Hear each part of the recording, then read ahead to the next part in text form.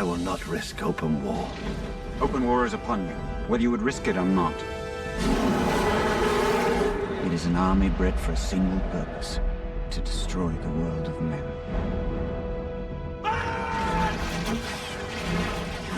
When we've created the props, the costumes, the armour that appear in the film, we've been very much aware of the history and cultures of the people that wear the particular costume or use the particular sword that we're making.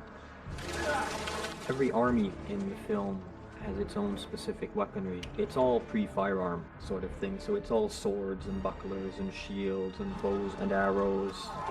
You know, elves are all right. They can handle a bow and arrow, but when it comes to close quarter work, you need an axe.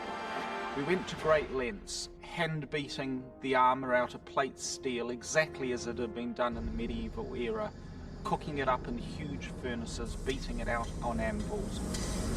And when buckles, for example, were being made for the orcs, I made it very clear that these guys were not allowed to weld anything.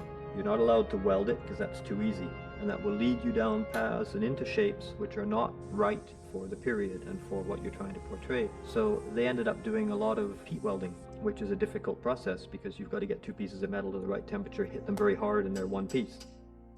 The sword's been hand ground out of plate spring steel. The hilts and crossbars cast up out of the lost wax casting, exactly how our forefathers would have done it themselves. And in the process, what we were trying to achieve in doing this was making sure that the physics of the manufacturing complemented very closely that which was available 500 years ago.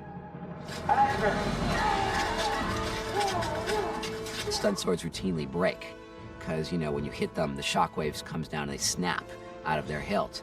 And Richard Taylor, not because, you know, he necessarily wanted to, he was forced to innovate because he couldn't afford to make 5 stunt swords per actor per day. It just would have been absolutely prohibitive. So he sort of completely invented a way to put polyurethane, which is kind of skateboard wheel rubber, into the hilts of these swords so that when the shock wave of contact hit the blade, it would travel down the blade to the hilt and be absorbed into the polyurethane that was hidden under the leather and stitching of the hilts. And we didn't break one stunt sword, which has to be some kind of record. We went for, say in the case of the Gondorians, a very ceremonial, almost Roman-like armour, as opposed to, say, the Rohan, who are almost Minutemen. They're ready to go at the slightest call to action. They roam the Riddermark, they're ready to take upon any foe that would come into their lands.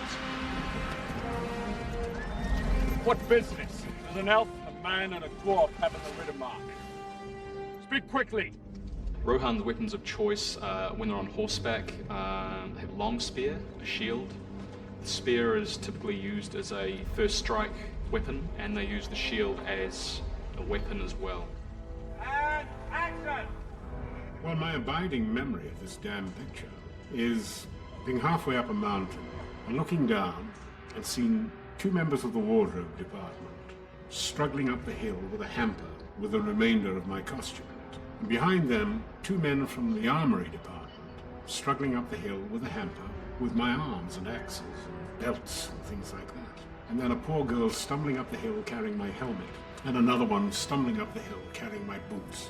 And they put it on me, and 70 pounds later, there I am, fully dressed, and now Peter Jackson says, "Right, John, now I want you to run up the hill." And I run up the hill. 3 days of night's pursuit. No food, no rest, no sign of our quarry, but what bare rock can tell. That's my vision of Lord of the Rings. What I give them the legs. And cut. Okay. You made me think that a man shouldn't be out of breath after running that short distance. Try it with a 60-pound pack.